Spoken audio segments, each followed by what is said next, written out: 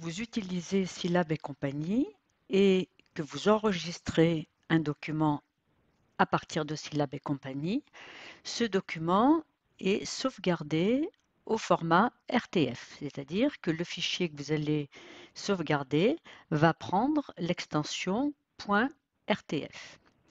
Alors, l'objet de cette petite vidéo est de vous montrer comment faire en sorte pour que lorsque vous allez cliquer sur le nom d'un fichier ayant l'extension .rtf, eh bien, ce soit Scilab et compagnie qui s'ouvre et qui affiche ce fichier.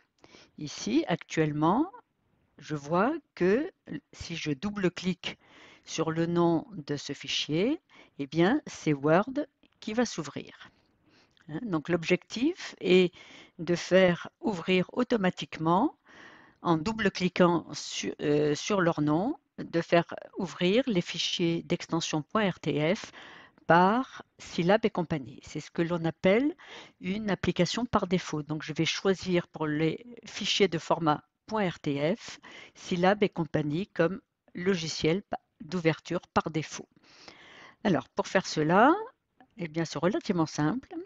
Il suffit sur un fichier RTF que vous avez sur votre ordinateur de faire un clic droit avec la souris.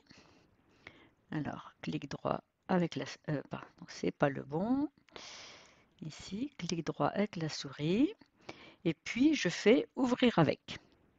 Alors, ici, vous avez une liste des logiciels capables de traiter des fichiers RTF. Alors, Scilab et compagnie apparaît déjà dans cette liste parce que pour tester la modification que j'ai faite dans le logiciel, eh bien, j'ai donc fait plusieurs fois,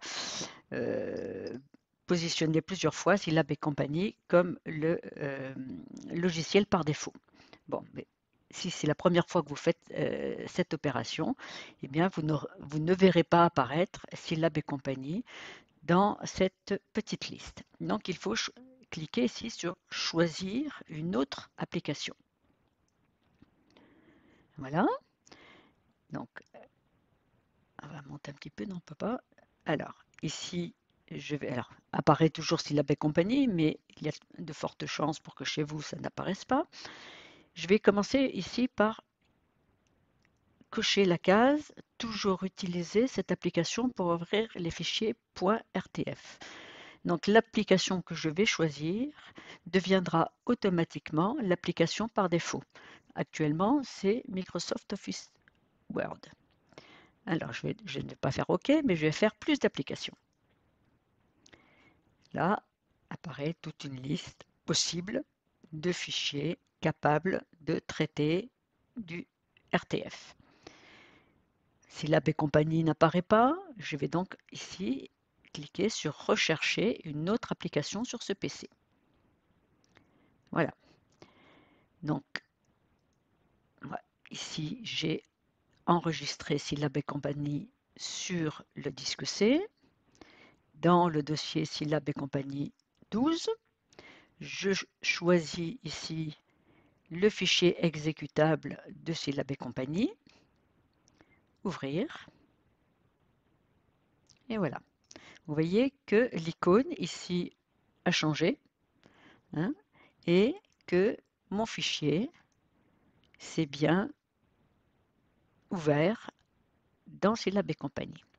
Donc je vais fermer et maintenant je vais vérifier qu'en double-cliquant sur le nom du fichier, eh bien Scilab et compagnie s'ouvre et m'affiche bien mon fichier. Là j'ai double-cliqué. Voilà.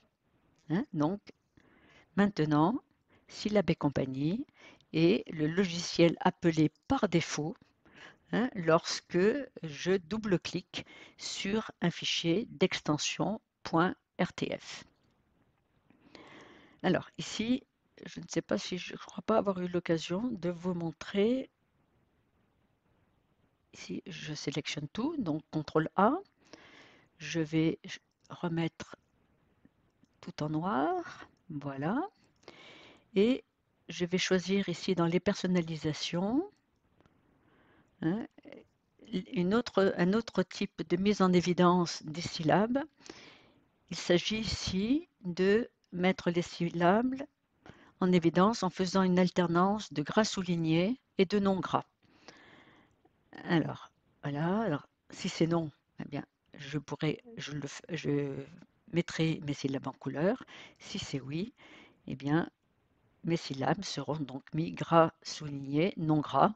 Cette option étant essentiellement faite pour les enseignants, hein, qui n'ont pas d'imprimante couleur pour tirer les textes qu'ils ont adaptés. Donc je fais OK et voilà ce que ça donne.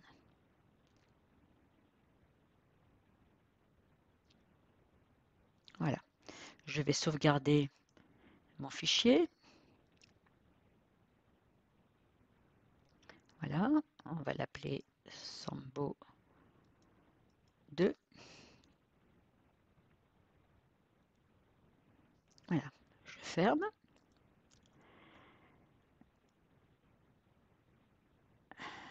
Hop. Voilà les deux.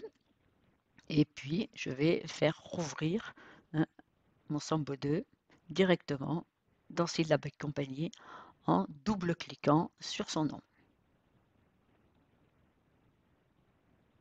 Voilà. Donc, vous voyez que c'est extrêmement simple et ça permet, surtout pour des enfants relativement jeunes, de directement leur ouvrir Syllab et compagnie en cliquant sur le petit texte qu'ils ont pu enregistrer à l'aide de Syllab et compagnie. Voilà.